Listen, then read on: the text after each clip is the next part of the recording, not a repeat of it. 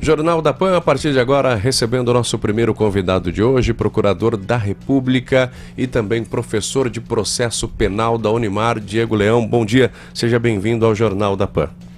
Bom dia, Wagner, bom dia, Glaís. É um grande prazer estar aqui com vocês e poder contribuir com essa manhã e com os ouvintes da Jovem Pan. Já vou dar um spoiler porque algo inédito vai acontecer dentro da Justiça Federal da cidade de Marília. E já está com data marcada, doutor? Isso mesmo, Giroto, bom dia. Em dezembro agora nós teremos o primeiro júri federal da história aqui de Marília, né? O Tribunal do Júri, ele é uma instituição que se encarrega do julgamento de crimes dolosos contra a vida. E usualmente esses crimes eles acontecem na esfera estadual, né? Os crimes de homicídio, tentativa de homicídio, eles via de regra se dão na esfera estadual. Então você tem todos os meses em Marília júris que são feitos no fórum, na Justiça Estadual. E esse ano, pela primeira vez na história de Marília, nós teremos um júri que acontecerá na Justiça Federal, porque envolve aí um contexto de crime federal. Para situar para a população, é o de Hollywood, né? Isso, aquele de filme, né? Isso mesmo. De filme onde tem juiz, promotor, advogado de defesa, o promotor de acusação, né? Isso mesmo, Giroto. O Tribunal do Júri, essa imagem hollywoodiana que nós temos, né, que nós vemos nos filmes, em outros países, como os Estados Unidos, por exemplo, o júri ele tem uma competência muito mais ampla, né? Então o júri ele pega desde o acidente de trânsito até o crime lá, a poluição ambiental, até os crimes mais graves de homicídio e etc. No Brasil, o nosso Tribunal do Júri, que inclusive completou 200 anos agora em 2022. Então, vamos trazer ele aqui. Tá velhinho. Então, o Tribunal do Júri, ele vem então desde a Constituição de 1822, Constituição Imperial, e completando 200 anos agora. E o júri no Brasil, ele é previsto constitucionalmente apenas para alguns tipos de crimes. Então, são eles os que a gente chama os crimes dolosos contra a vida, né? Que eram 4 e agora passaram a ser 5, né? Desde o mês passado, que é o homicídio, né? Muito conhecido.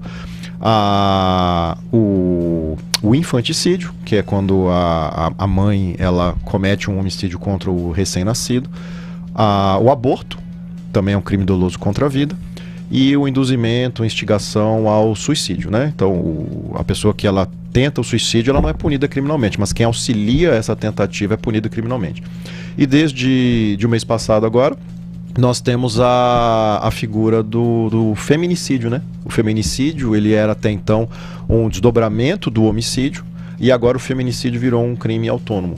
Então nós temos agora essas 5 hipóteses de crimes dolosos contra a vida que vão para o Tribunal do Júri. Agora, por que são poucos tribunais do júri federais, na Justiça Federal, e ao ponto de Marília ter o seu primeiro nesse mês de dezembro? Isso mesmo, Giroto. A competência no Brasil, as 2 principais justiças que trabalham com temas criminais do Brasil são a Justiça Federal e a Justiça Estadual. E elas se dividem pelos tipos de crime. Então, se um crime envolver a esfera federal, ele será julgado pela Justiça Federal. Esfera estadual, pelos juízes de direito, pelos promotores que trabalham ali no fórum, nas comarcas dos municípios brasileiros. E, basicamente, como que é essa divisão? A Justiça Federal, ela tem alguns tipos de crimes que são aqueles que envolvem interesses federais.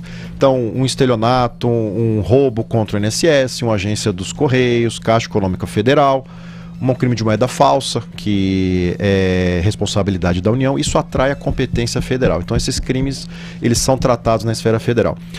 Todos os outros, eles são tratados na esfera estadual. Então um furto, um roubo de supermercado, eles caem na justiça estadual, tá? Que é a maior parte dos crimes, né? Então a maior parte desses julgamentos são feitos pela justiça estadual, o que envolve os dolosos contra a vida, os homicídios. Então, configurando-se essas hipóteses de competência federal, que é o caso deste que vai acontecer agora em dezembro, há essa atração para a Justiça Federal, que é uma justiça da União, e aí, como isso é raro, não é comum crimes de homicídio na esfera federal, são poucos esses julgamentos. E a gente vai falar até do bastidor disso, né? Criação da estrutura.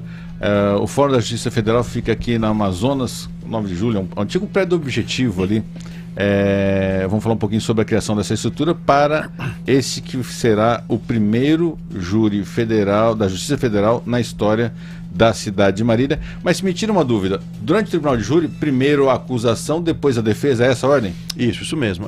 Em todo julgamento criminal no Brasil, adota-se essa ordem, né? A acusação, ela apresenta a denúncia inicial e na sequência a defesa responde, o juiz dá andamento, aí nas audiências a acusação faz as perguntas, depois a defesa faz as perguntas, no final do processo a acusação faz as alegações finais e a defesa faz as suas alegações finais. Então, e aí o juiz dá a sentença. Então tem sempre essa ordem de acusação e resposta, acusação e resposta. A gente chama isso do contraditório, né? Que a defesa sempre ela vai falar por último.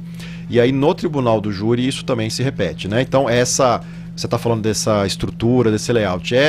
O júri, ele é realmente como se fosse essa imagem dos filmes mesmo. Então vai ter lá o Ministério Público fazendo a acusação, em pé para os jurados, a defesa depois vai falar para os jurados, e com essa peculiaridade, né? E o povo decidindo ali, são 11 jurados? São 7 jurados. 7 jurados? Foi o que eu falei, 7.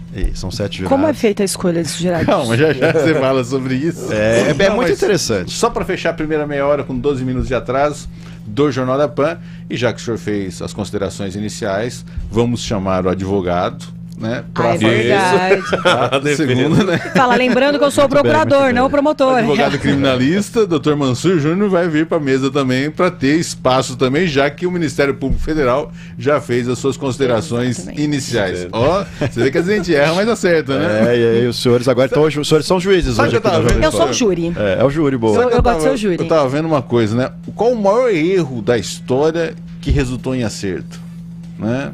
Eu respondo essa já também, após um rápido intervalo comercial. Essa seria mais uma pergunta para a área de turismo, quando o Matheus da Viva Turismo, né? Mas eu vou falar já, Torre de Pisa, né? O maior erro da história que virou um acerto mundial, né? O mundo inteiro vai até lá para ver um erro, né? Grande ponto uma besteira do engenheiro ali, né? Para não falar outro termo, né? Que tá o pessoal tomando café, né?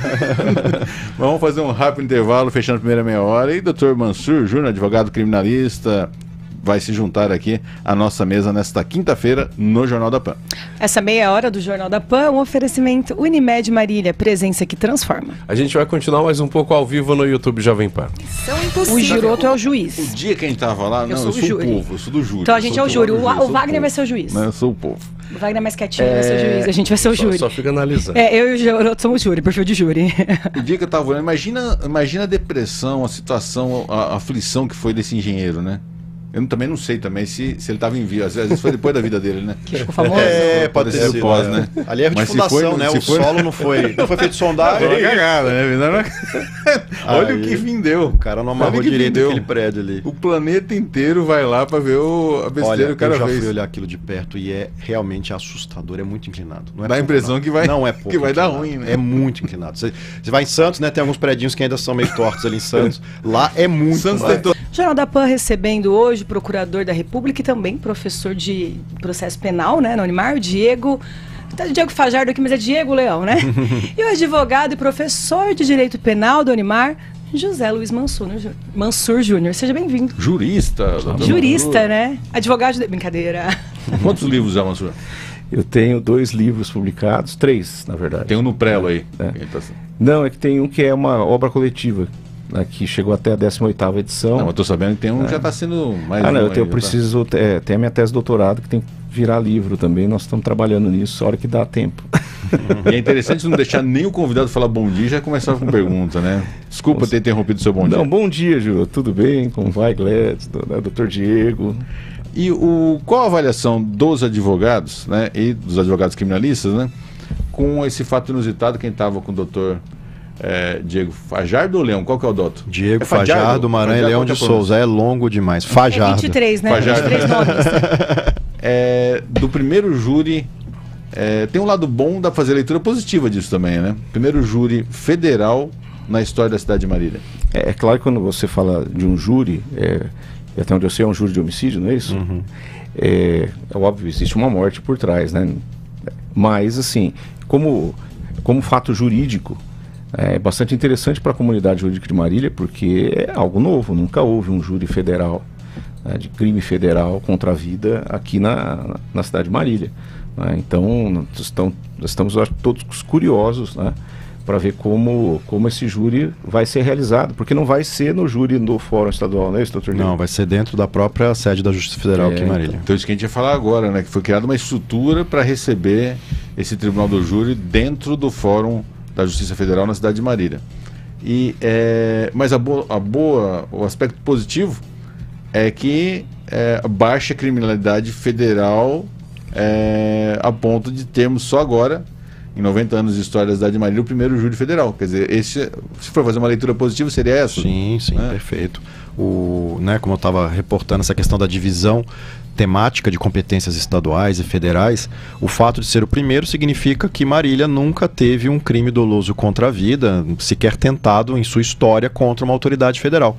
Porque júris federais, via de regra, eles acontecem quando há uma tentativa ou um homicídio de um policial federal, um policial rodoviário federal, ou mesmo de um procurador da República, um juiz federal.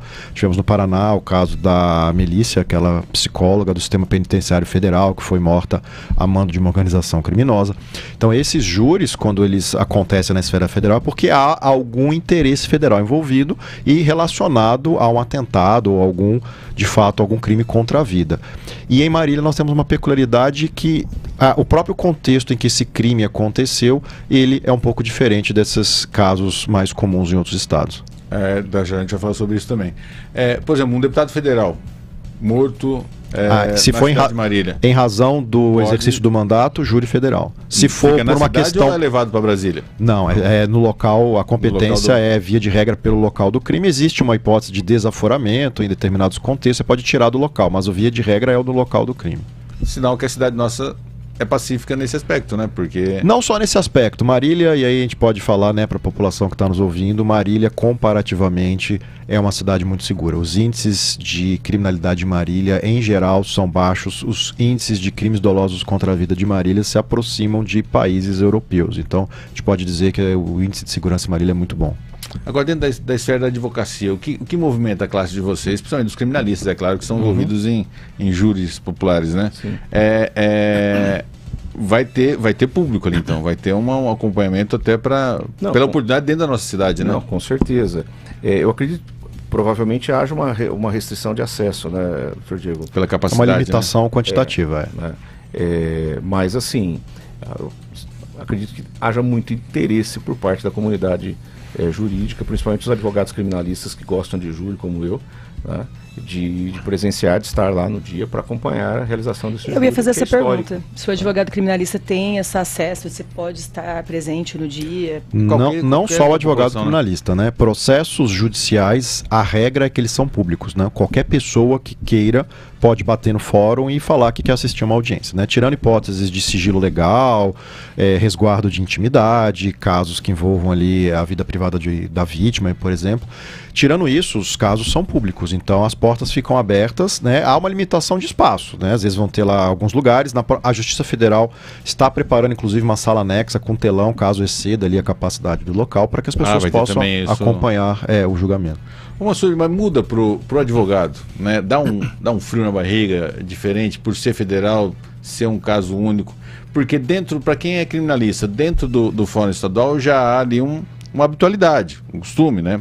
Sim. Até eu faço analogia com o esporte, por exemplo, o jogador de basquete. A hora que você muda a quadra, ele está acostumado até com a tabela, a posição da tabela, a referência que ele tem do ginásio de esportes, da esquadrilha metálica, para ele fazer o lance dele. Quando muda, ele tem que se adaptar, se readequar. Para o advogado criminalista, a hora que ele entra num tribunal do júri novo, que está sendo montado especificamente para esse júri, que é o primeiro da história de Marília, e estar na esfera federal, pelo menos até o início, porque depois que começa o jogo, aí a adrenalina vai e cada um por si, Deus por todos, né? Eu acredito que num primeiro momento haja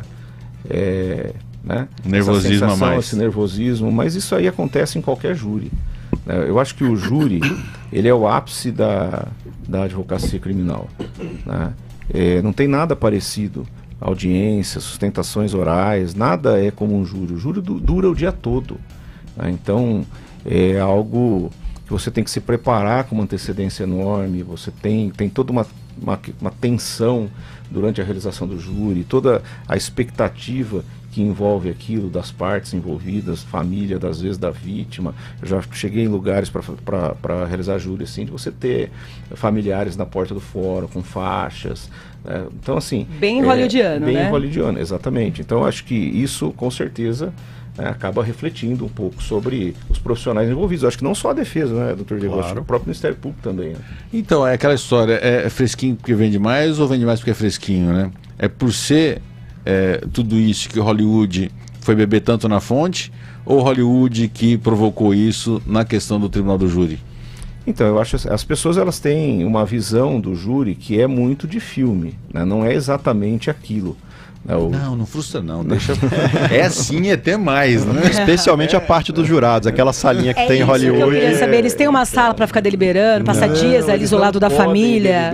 Eles não podem falar um com o outro. Então, mas na justiça norte-americana pode. Lá pode. Lá pode, aqui não. Faz o lobbyzinho, né? Você tem lá é igual do filme, aqui não tem nada lá eles daquilo. Ficam isolados, né? Não tem contato. Isolado. Se precisa passar a noite, por exemplo, vai pro hotel, fica num quarto cada um separado, não pode ter acesso ao celular, não pode falar com ninguém. É no mesmo sistema, mas é um pouco pior, então, porque lá eles têm essa questão também de ficar isolados, da família, todo mundo, mas eles estão entre eles, né? Eles podem conversar. Podem debater. Mas aqui. tem a questão da formação da maioria, ou como que é? Porque é feita a votação, se é uma maioria numérica. Votação. É sim ou não, é papelzinho, sim ou não, e sem fundamentação. Então e ele a votação única. Ele não fala nem com o colega dele, nem com o juiz. Urna eletrônico?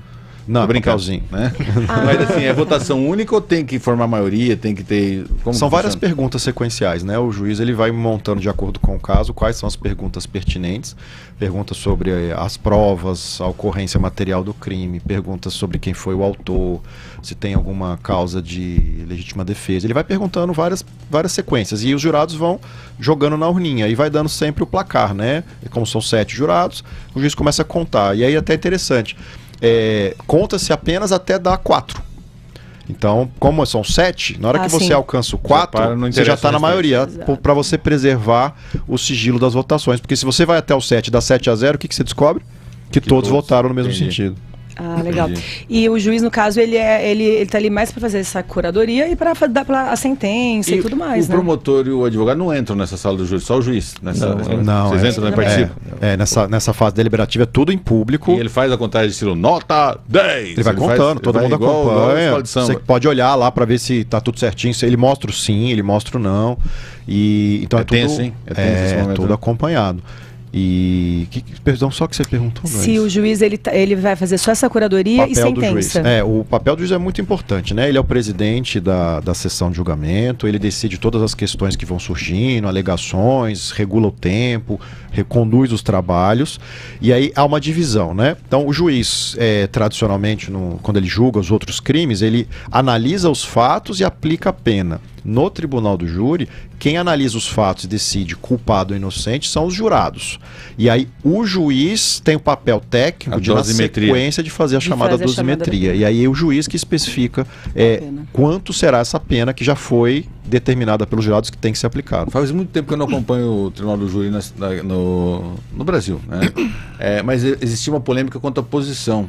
Ela foi alterada, porque, por exemplo, em Hollywood, nos Estados Unidos, o promotor, advogado de acusação e advogado de defesa ficam lado a lado. E o juiz lá no Brasil, o promotor fica ao lado do juiz. Continua assim ou mudou?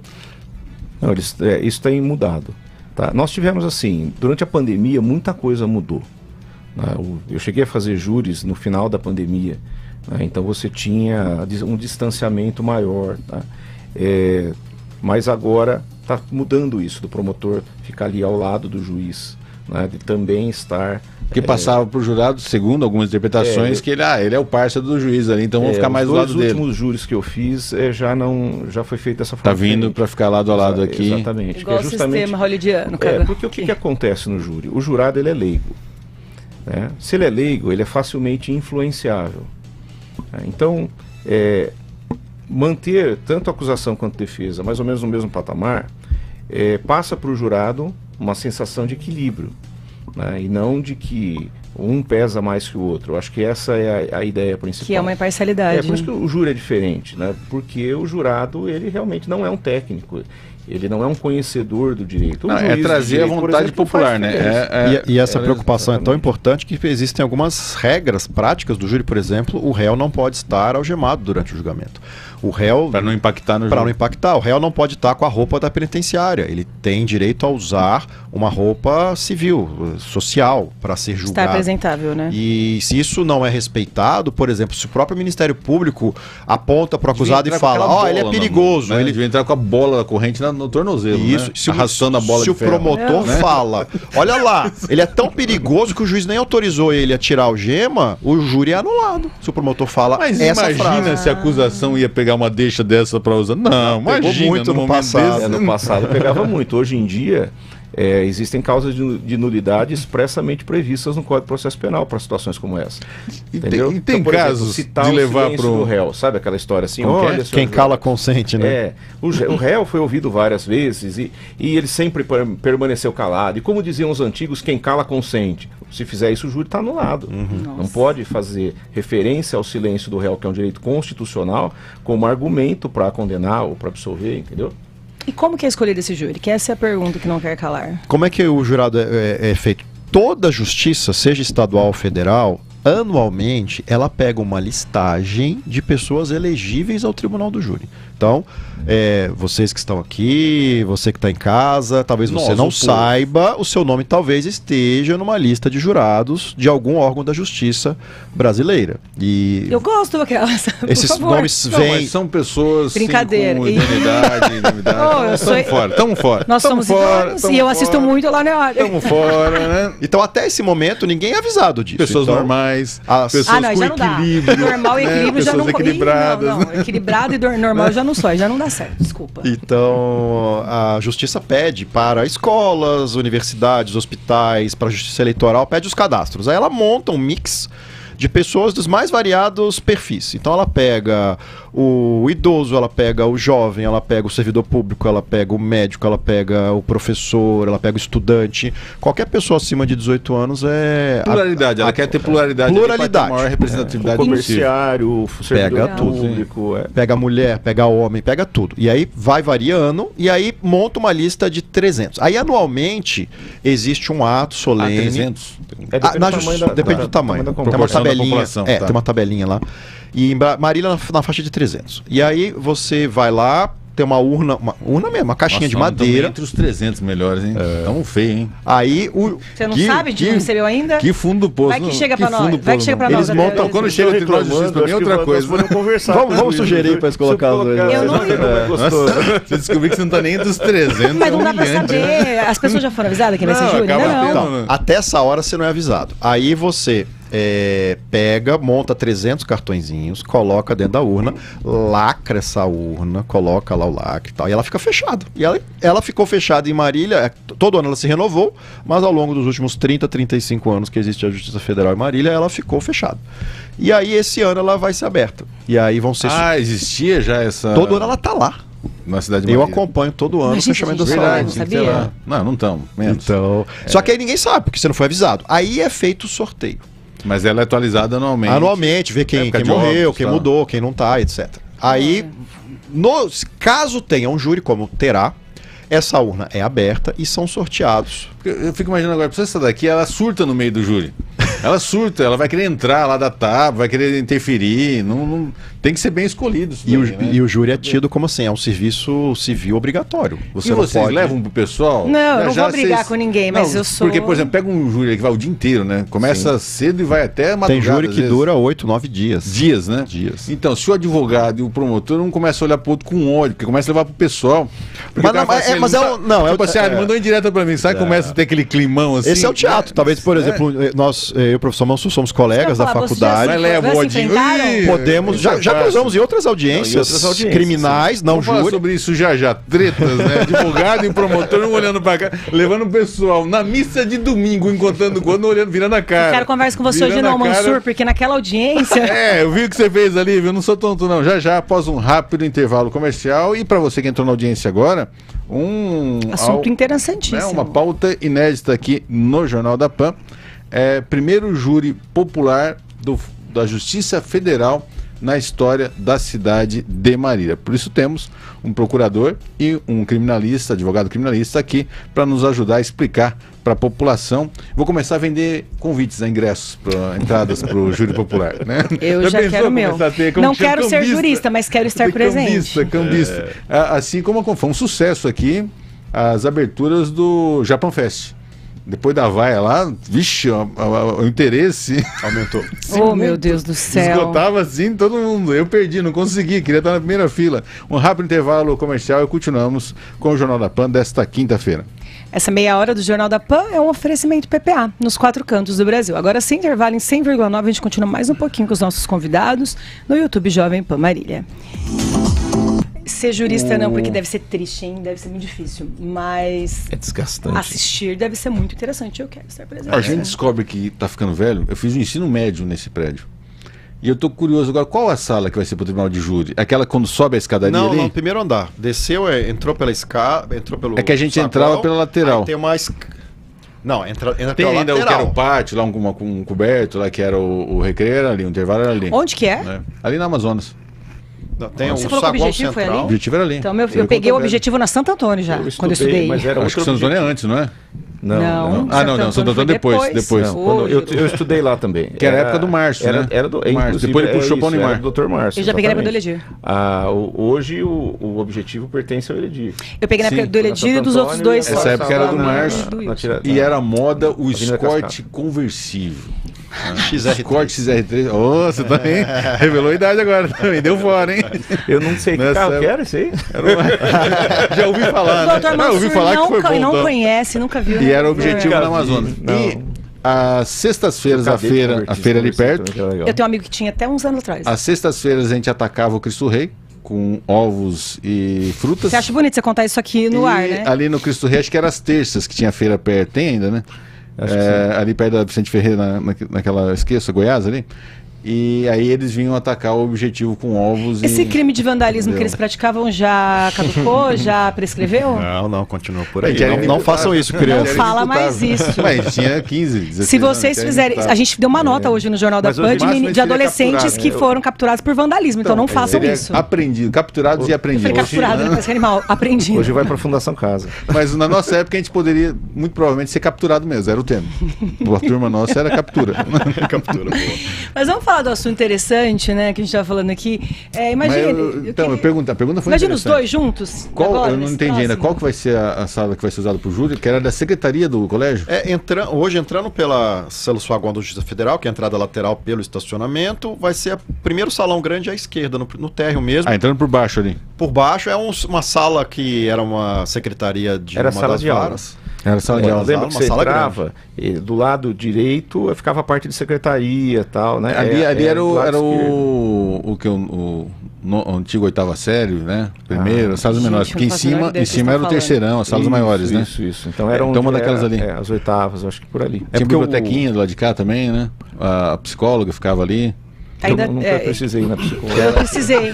Viu como que lá, né, realmente a gente tem problema? Gente, orientação profissional. Você Eu não passou orientação profissional, não? Eu também tinha que... Será que era a mesma psicóloga ainda na sua época, na minha? Tô achando que seus pais conheciam muito a sala da psicóloga também. Sua única chance é aqui, filho. Ela falava na sua época era a mesma psicóloga da minha? Porque eu também ia lá na psicóloga. Acho que era Elaine o nome dela. Não era. É humanas ou nada. E você viu que o Instituto Alvorada aceitou o resultado da eleição norte-americana, né? Porque na pesquisa tinha dado 70% para Kamala e 26% para o Trump. Com margem de erro de 25% para mais ou para menos, acabou acertando aí o resultado da eleição norte-americana. Vamos falar sobre isso amanhã também, né? A margem de erro do Instituto Alvorada, 25% para cima ou para baixo. 70% a 26% para Kamala. Acertou. Porque você joga 25, dá 51. Desce 25 do Trump, vem para 45, 51, 45. Dentro da margem de erro, acertou. Vamos continuar com nossos entrevistados, nossos convidados de hoje? Vamos. A gente está tendo um momento histórico, então, realmente, para Marília, que é onde vai acontecer esse júri aí em dezembro, né? Eu estava fora durante esses blocos. Eu gostaria, só para a gente reviver um pouquinho, o porquê que vai acontecer esse júri aqui em Marília? Tá, então doutor? Wagner, vamos falar um pouco do caso agora, né? Como o professor Mansur falou... Depois de quase uma hora a gente vai falar do caso, hein? Depois de o uma Wagner hora. voltar para colocar ordem na casa, A gente né? estava só rodeando o caso, né? Mas como o professor Mansur falou, né? Todo júri, ele lá na sua origem, ele envolve uma tragédia, né? Um júri ou alguém morreu ou alguém tentou matar alguém, né? Nesse caso, infelizmente, aconteceu um falecimento. Então é um caso que talvez aí alguns dos ouvintes, eles talvez se lembrem. É um caso de 2017 que aconteceu aqui em Marília.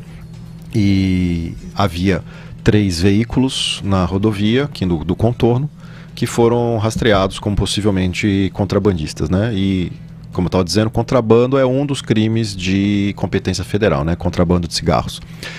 E esses 3 veículos começaram a ser acompanhados, né? Perseguidos por viaturas policiais.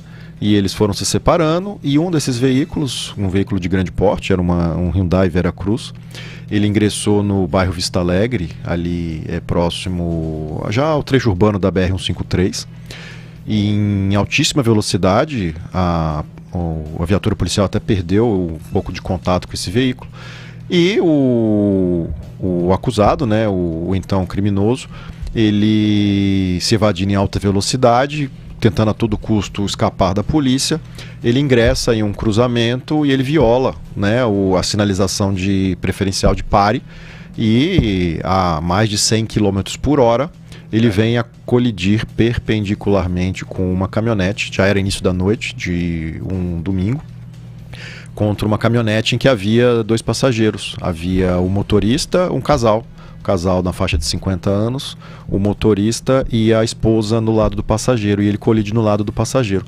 É uma colisão muito violenta, e essa passageira é arremessada para fora do veículo, o veículo depois invade um bar, quase mata mais 3, 4 pessoas que estavam sentadas no bar da esquina, e aí esse criminoso se consegue evadir do local, né? É aquela história do vaso ruim não quebra, né?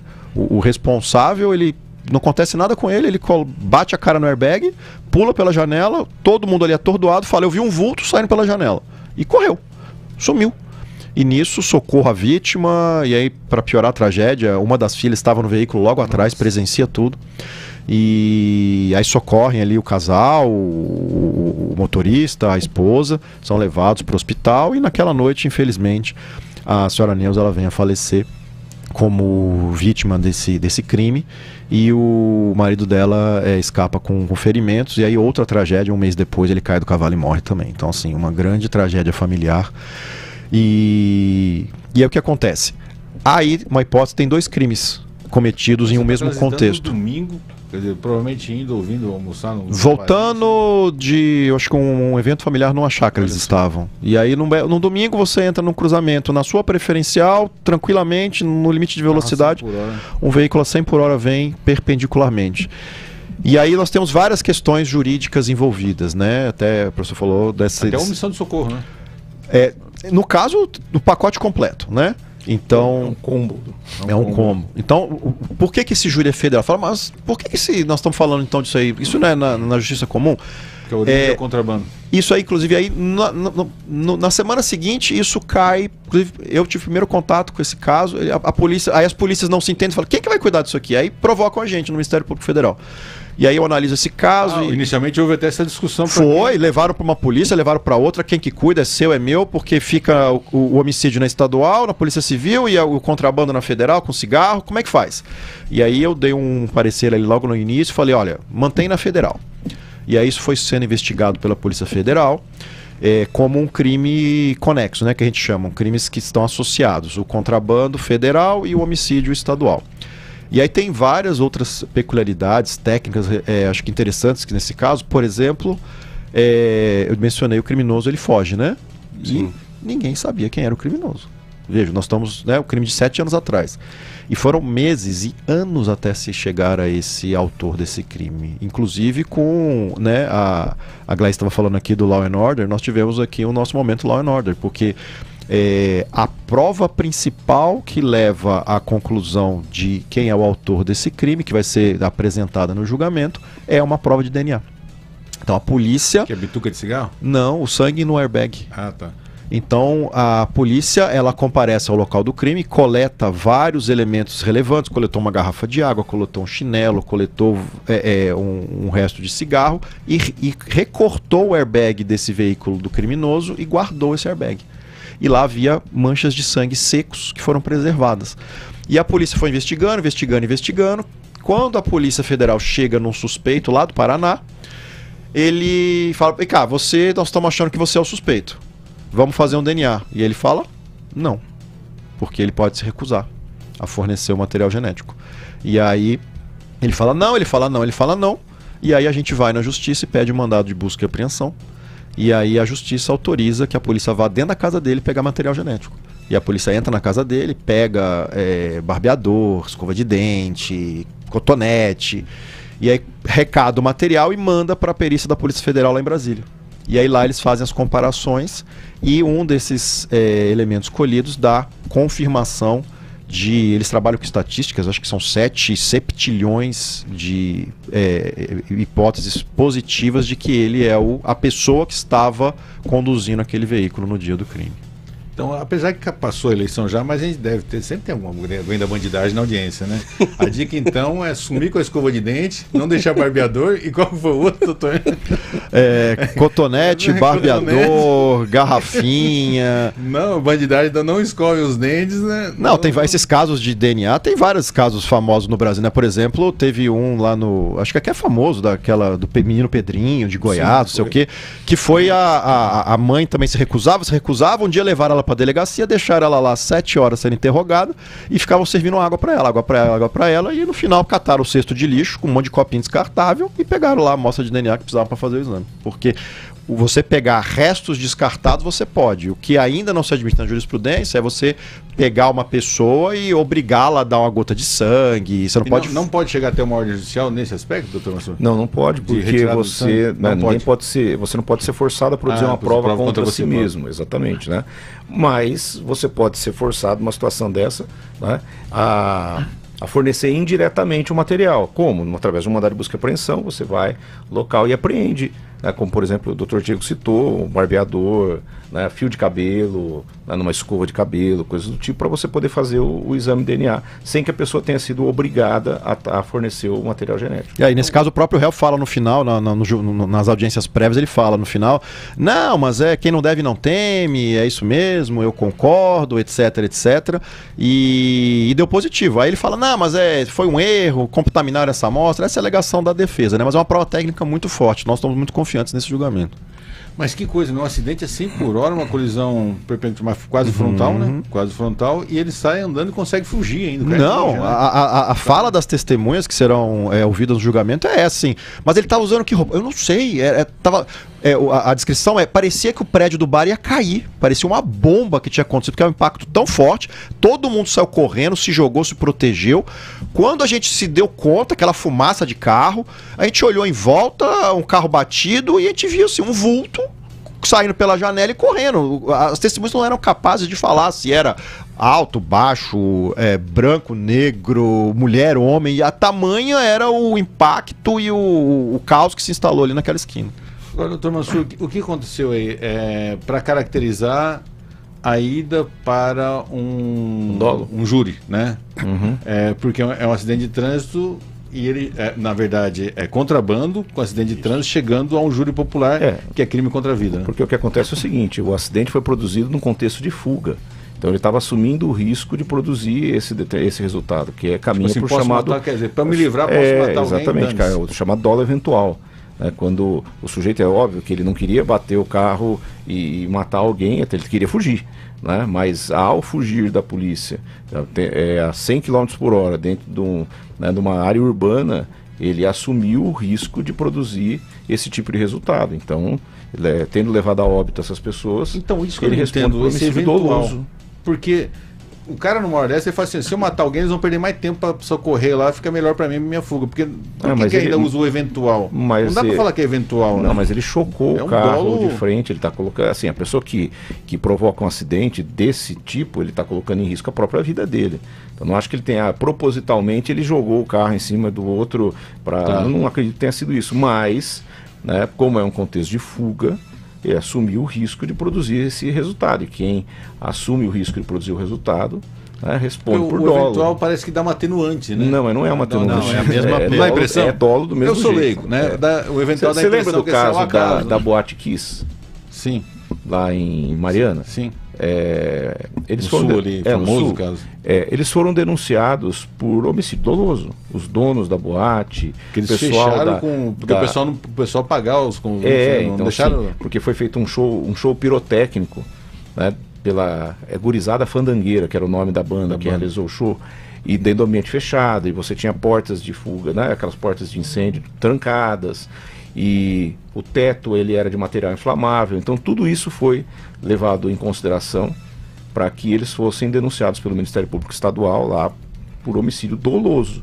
Ah, mas eles tiveram a intenção de matar aqueles jovens? Não, mas eles criaram um contexto onde eles assumiram o risco de que isso podia acontecer, né, e continuaram assim Então, o mesmo. deles não foi eventual, o deles foi O dolo. deles foi eventual. Dolo eventual. Dolo eventual é dolo.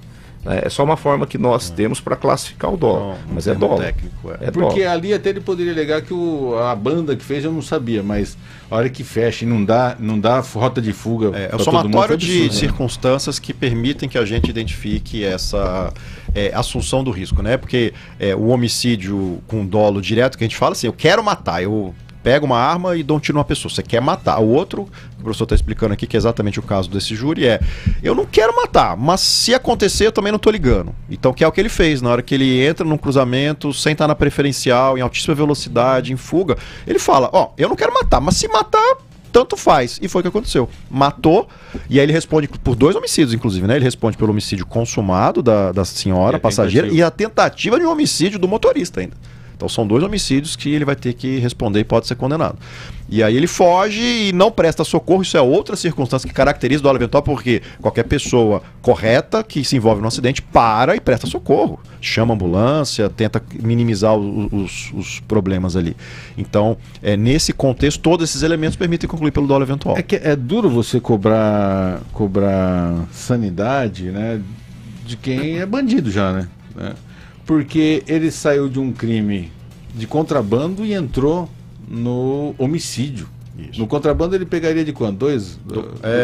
Hoje é 2 a 5, na época 1 a 4 anos. E aí ele pode sair desse... E agora ele pode agora? pegar 12 a 30 anos homicídio qualificado para cada um dos crimes, né? Então ele pode ter uma pena somada total ali que chegue ali a 20, 30, 35 anos de Quer dizer, era só ele parar o reclusão. carro ali, tudo bem, tá, é para consumo próprio e tal. É o que 5, né? é o que todo cidadão de bem deveria fazer, né? Assim, Não deveria estar contrabandeando. o esse tipo carro, tá né? começando a contrabandear. E quando a polícia te pega, o que você tem que fazer? Mãos Acabou, pra cima, perdeu, tá bom, Vai logo. me leva. É isso que o bandido, que minimamente digno, faz. Esse ainda quis ganhar uma de esperto e foi pra cima e destruiu uma família. Tem hoje 2 jovens O mais órfãos. curioso é isso, porque se ele tivesse se entregado e fosse responder um processo por contrabando, né, ele muito provavelmente não teria nem ficado preso. Né? Se de repente ele era primário, não tinha nenhuma razão para ele permanecer preso durante o processo, ou mesmo se condenado, dificilmente haveria uma pena a ser cumprida em regime fechado ou em regime semiaberto. Só que ele acabou criando uma situação, né, que agora está correndo o risco de uma condenação aí, né, Não, de mas você vai... 12 para cima. É né, que eles são promotores, são especialistas, mas só de ouvir aqui você começa a ficar com raiva, né? Imagino um advogado fazer a defesa. Então, e agora, eu acho que é um fato interessante que a gente tem que acrescentar é o seguinte: o Supremo Tribunal Federal recentemente fixou o entendimento no sentido que no júri, se a condenação for a prisão, regime fechado, regime semiaberto, já é executada imediatamente. Ele pode, ou já, Não tem grau Não de tem que recurso, esperar, já não, sai. tem recurso, mas vai preso. desde o mês passado, a mudança recente também, julgamentos pelo Tribunal do Júri, se houver uma condenação, o juiz pode determinar imediatamente a execução da pena. Então Ele não precisa mais corre esperar preso. o trânsito em julgado. Já sai do júri preso, inclusive.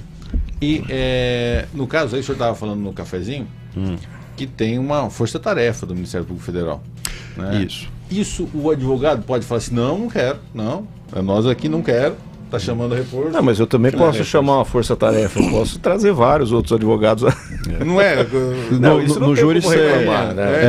É do jogo. É uma Faz ala parte do jogo. MPF especializada em júri popular. Isso, o Ministério Público Federal, né, até porque nós temos poucos casos, então nós temos um grupo especial, né, que chama Grupo de Apoio ao Tribunal do Júri. Então são alguns procuradores no Brasil que se especializaram em conduzir processos de Tribunal do Júri. Então quando você tem um caso que aparece na sua subseção em relação a isso, você pode acionar esse grupo e eles trazem toda a experiência, eles participam do julgamento, eles têm esse domínio, essa prática de 40, 50, 60 já tribunais do júri realizados ao longo pelo Brasil inteiro, e eles prestam esse apoio técnico. Mas como o professor falou, né, a defesa também pode. Você pode chegar lá com 10, 20 advogados. Não, tem que falar assim, não quero mais brincar. Não pode tumultuar, né? Isso. A treta é nossa aqui. O seu tempo não aumenta, você não ganha 20 horas para falar, você vai ter um tempo lá que está na lei dizendo o tempo que você tem para falar, você vai dividir entre quem vai conversar ali, mas é até bom porque às vezes é muito desgastante, inclusive, né? Você ter mais de um advogado, mais de um promotor, você consegue revezando, o outro vai comer, porque às vezes o julgamento para alguns poucos momentos, mas, como eu falei, tem julgamentos que demoram 9, 10, 12 dias de júri. Como que é? 9, 10, 12 dias um júri. E aí ele faz o intervalo o quê? Até 22 horas? Acho que faz 2 intervalos para refeição, aí chega 22 horas, suspende, as pessoas vão dormir, Recomeça 9 da às manhã 9 da recomeça e O segue. máximo ali é 22 horas. Não tem limite. Às Não vezes, tem. se o juiz ele vê que vai acabar ali 1 da manhã, ele prossegue, porque ele já liquida, né? Não tem horário legal para terminar júri. Mas, quando vê que vai estourar, que não tá perto de acabar, o juiz para e recomeça. Mas por causa da liturgia, por exemplo, leitura de processo, as coisas que às vezes chega 9, 10, 12, Você tem a instrução feita em plenário.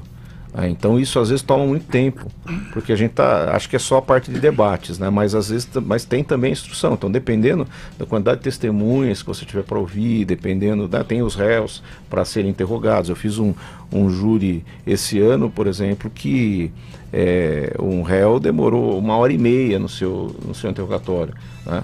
Então tudo isso acaba alongando demais o júri, além dos debates. Os debates em si já são mais demorados, né? Num júri que porque só tem... os debates eles têm horas, horário pré-estabelecido, Exato. 90 minutos? Não, é assim, se você tem um réu só, é 1h30 para acusação, 1h30 para defesa, com mais 1 hora de réplica e 1 hora de tréplica, então são 5 horas. Mas se você tem 2 ou mais réus... 1h30 1h30 de acusação, 1h30 de defesa, depois mais 1 hora de réplica e 1 hora de tréplica. Isso, 5 são horas. 5 horas. Só aí 5 horas, Isso. se todos usarem Exato. o limite do tempo. Agora, se você tem 2 ou mais réus, isso pode chegar a 9 horas só de debates. Bom Entendeu? também. Vocês são muito bem pagos para isso. É um dia só para... Fora que às vezes uma testemunha ou interrogatório pode demorar 1 dia, 2 dias, que você fica lá interrogando um réu. Fora as intercorrências que podem acontecer no júri. O jurado passa mal. Aconteceu comigo já. Não, jurado não, testemunha. Conta esse caso aí. Respondeu esse processo? Conta o caso da testemunha, professor. Não, foi assim, antigamente nós não podíamos fazer perguntas direto para as testemunhas, a gente tinha que formular a pergunta para o juiz e o juiz refazia a pergunta. Aí, em 2008, o Código de Processo Penal foi alterado e passaram a permitir, né, a pergunta direta para a testemunha, né, o sistema do Direction Examination, né, chama. E aí foi meu primeiro júri depois dessa mudança, né? E eu fui já com aquele ânimos, assim, né? De hollywoodiano, né? E era uma testemunha... Eu vou traduzindo pro povo. E era uma testemunha de acusação que ela dizia que tinha visto o momento do disparo. E havia uma discussão se tinha sido legítima defesa ou não.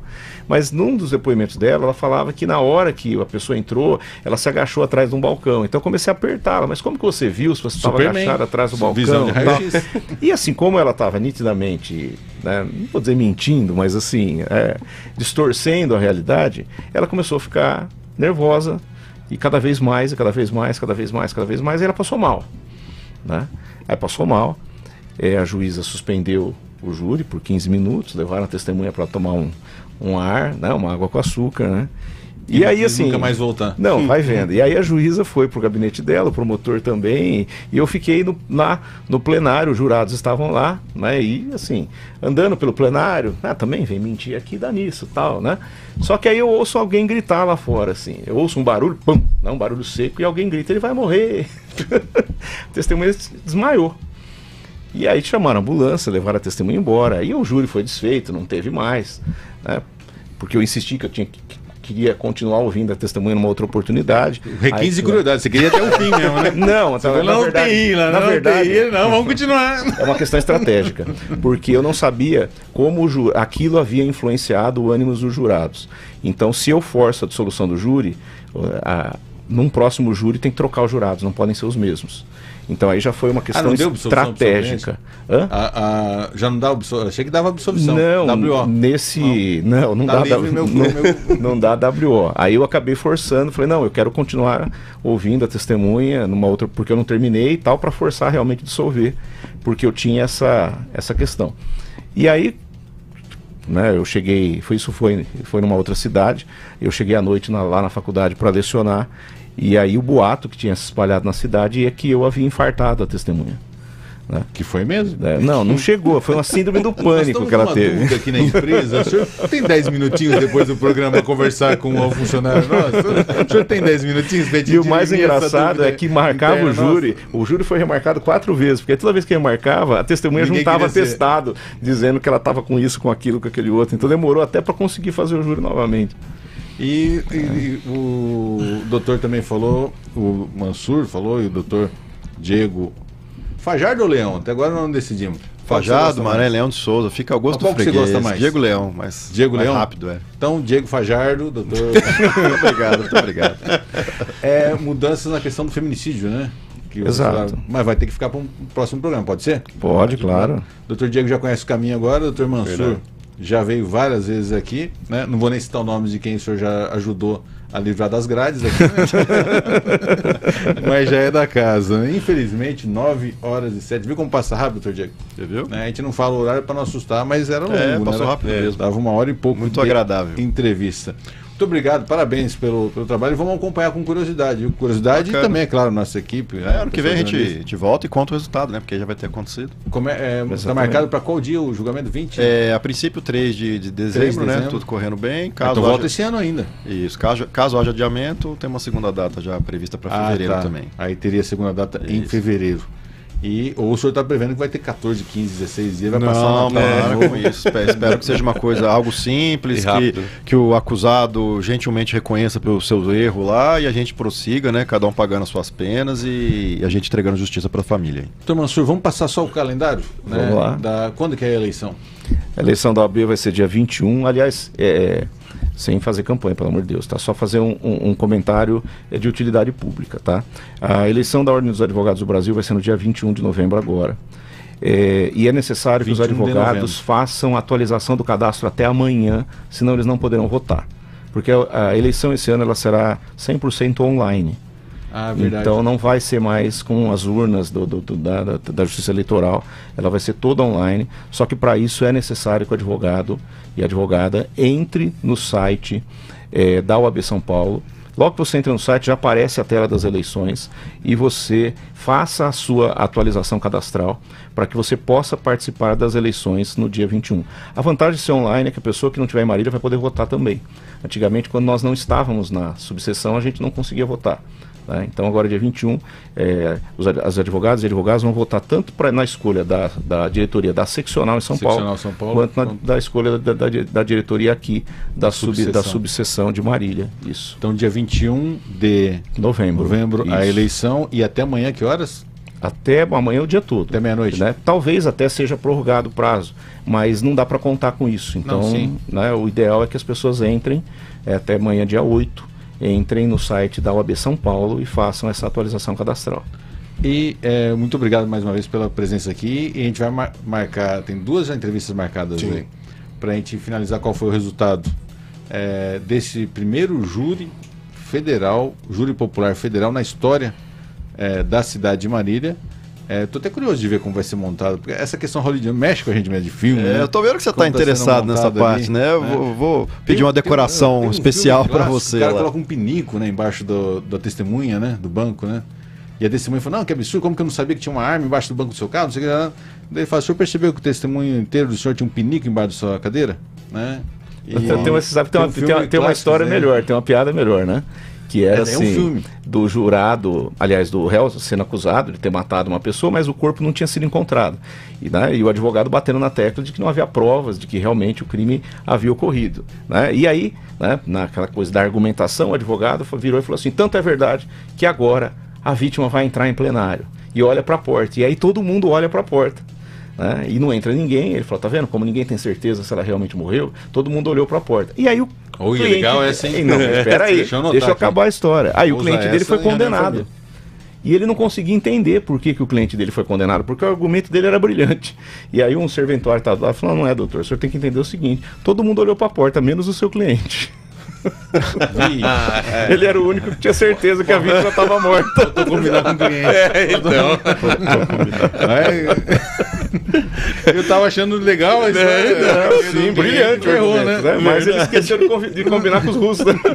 Tem uma de debate, sim, aquele debate do presidencial do Collor e do Lula, que a assessoria do Collor, no backstage ali, dava tapas na porta do estúdio e a porta abria, né? Porque ele falava que era luriano, era aquela coisa ia entrar lá e fazer um vexame, um escândalo e tal, e o Lula perdia a atenção, tanto que ele foi muito mal naquele debate com o Collor, porque ele olhava e você pega as imagens do debate e você vê ele direcionando a imagem, assim, do nada.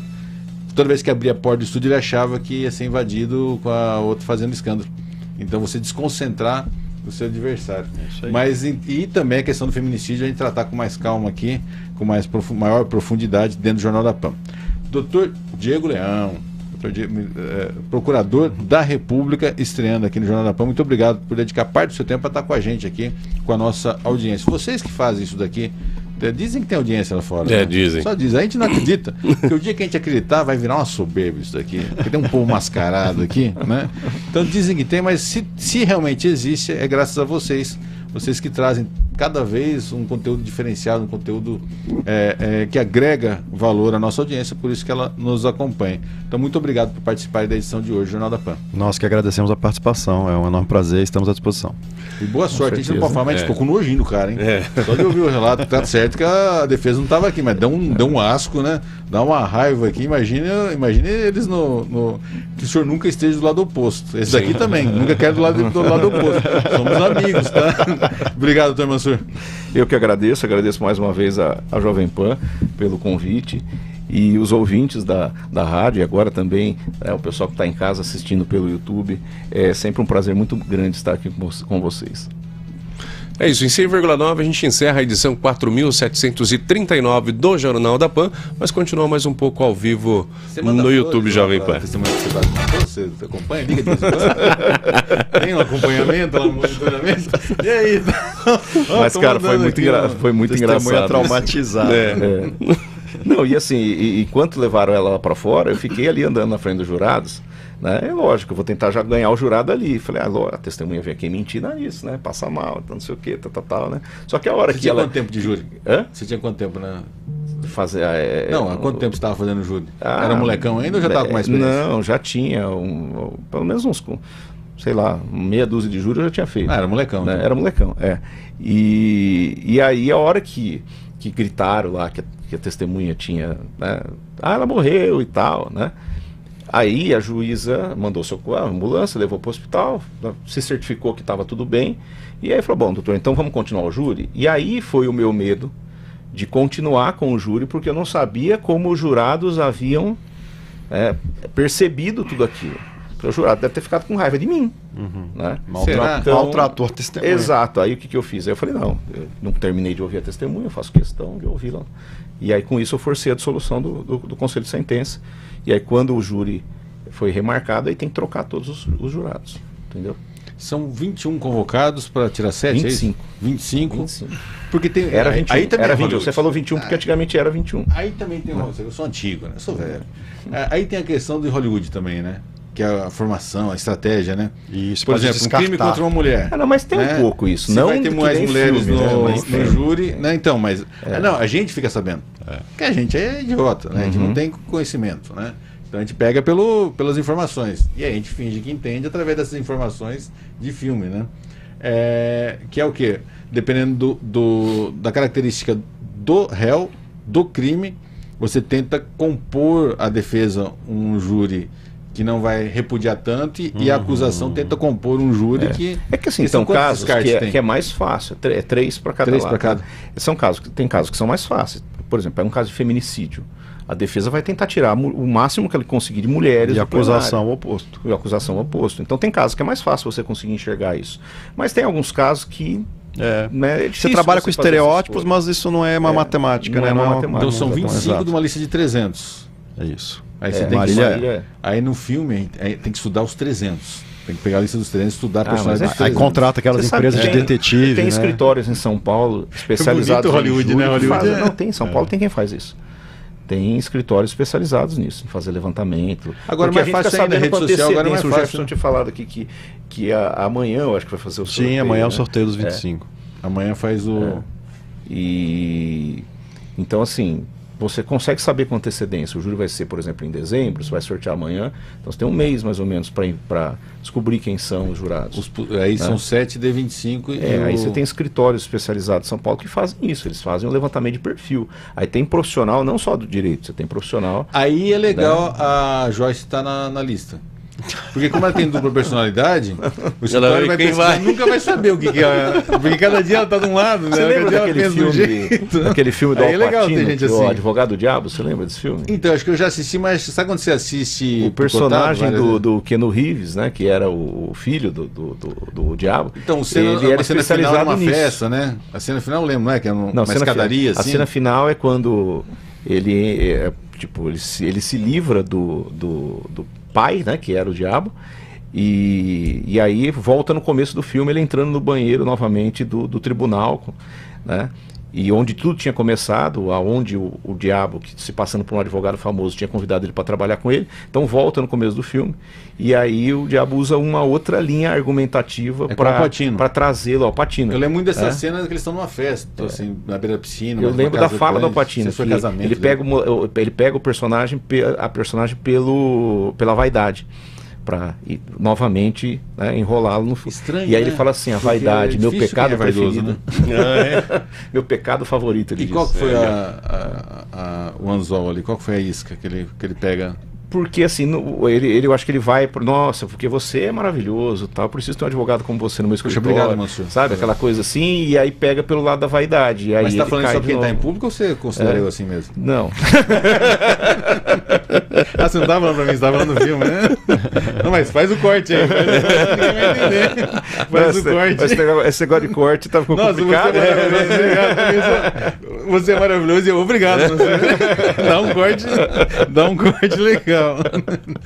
Doutor, obrigado pela primeira participação. Obrigado, aqui é um grande prazer. na Jovem Pan. E atualizamos já. Vamos depois também, o senhor vai ficar disponibilizado para o senhor. Tá ótimo. A parte de arte, de fotos também. tá à Ah, sua muito disposição. obrigado. Tá, muito Doutor obrigado. Mansur, obrigado pela participação, mais uma vez eu aqui que no Jornal da agradeço Pan. mais uma vez e vamos voltar aqui e falar do feminicídio. Tem bastante coisa interessante dessa lei agora. E amanhã já me deram spoiler, Decanter. Decanter. Vamos falar sobre vinho aqui e também falar Para isso sobre... eles não chamam a gente. né? É, tá Não, vendo? amanhã, que eu Vai quero ter uma voltar degustação amanhã. aqui e a gente não vai vem. ter um sommelier. Vai ter sommelier, poxa Vai ter vida. degustação aqui. Aí, tá Tá entendeu? vendo? Chama a gente para falar de crime. E também Festa do Amor de Criança, né? O Amor de show do Criança. Amor de Criança Do- com o Daniel Espila por aqui também. Jean Giovanni aí, O Daniel no show da também Morte. é figurinha carimbada aqui também, né? O Daniel é Sócio também aqui. É injustiçado também, Daniel, né? Porque o Daniel vem a cada 2 meses, né? Sim. É igual o Marcelo Diniz da Água Doce. O Marcelo, ele vem a cada 40, 50 dias. Só que ele é tão intenso. O pessoal fala, o Marcelo não sai de lá, mas ele vem a cada 40, 50 dias. Aquele Né? intenso. Ele vem, ele transborda, né? Então o pessoal parece que ele está sempre aqui, mas a cada 40, 50 dias. E o Daniel Espila também. Ele vem a cada 2 meses, por aí. Normalmente ele vem nesse calendário. Sim, Ele da nunca última veio vez que eu pra falar vim de corpos. aqui, quando. Ele né, nunca veio. Qualquer dia nós Ele vamos. vem para falar dos eventos Qualquer dia, beneficentes que ele faz. qualquer né, dia Dani? nós vamos combinar com alguém do Anticorpos, lá dá para ajudar na pauta, e falar que é para falar do amor de criança, porque aí ele vem. E aí durante o programa a gente vai falar do Anticorpos. Já Faz aquele programa, esta é a sua vida. aí entra a família, todo mundo chora, né?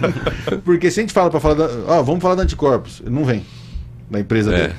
Agora, para falar do amor de criança, do IAC, né? Instituto Amor de Criança, e amanhã, tanto que a pauta é isso, né? É falar do show anual para arrecadação de fundos para o projeto Amor de Criança. Inclusive ontem eu ia conversar com uma pessoa e ia falar assim, olha, porque às vezes a gente reclama da vida, né? Faz uma visitinha lá no Amor de Criança, né?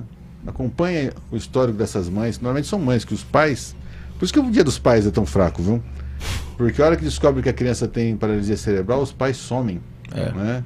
Muitos pais somem, infelizmente. E o trabalho que o projeto faz é maravilhoso, cara. É maravilhoso. Tanto o Dr. Francisco, Agostinho, que está à frente do projeto, a Unimar, o Daniel também nessa parte de fundos, de retaguarda. De retaguarda. É um projeto maravilhoso. E a gente vê que ele olha, já estava na hora de sair viajar, aproveitar a vida, né? Sucessão na empresa está feita lá com a família. E ele se apaixonou nisso daqui, que ele está deixando de viajar, de aproveitar a vida em função do IAC, porque a realização dele, a gente percebe o quanto ele se realiza fazendo esse trabalho aqui junto ao Amor de Criança, né? E tinha a Dona Mara também, né? Dona Mara Pérez também. Sim. Um desfalque que sentido, né? Difícil recompor, mas a Dona Mara também, a gente vê que ela se realizava ajudando no projeto Amor de Criança. Então, pauta de amanhã. E na segunda-feira, o Zé Luiz Toffoli, canhão, vai estar aqui fazendo uma análise também. O Zé Luiz Toffoli fazendo uma análise das eleições 2024. É isso. Na terça-feira tem... Não, tô brincando. A gente finaliza por aqui também a nossa transmissão no YouTube Jovem Pan. Voltamos amanhã.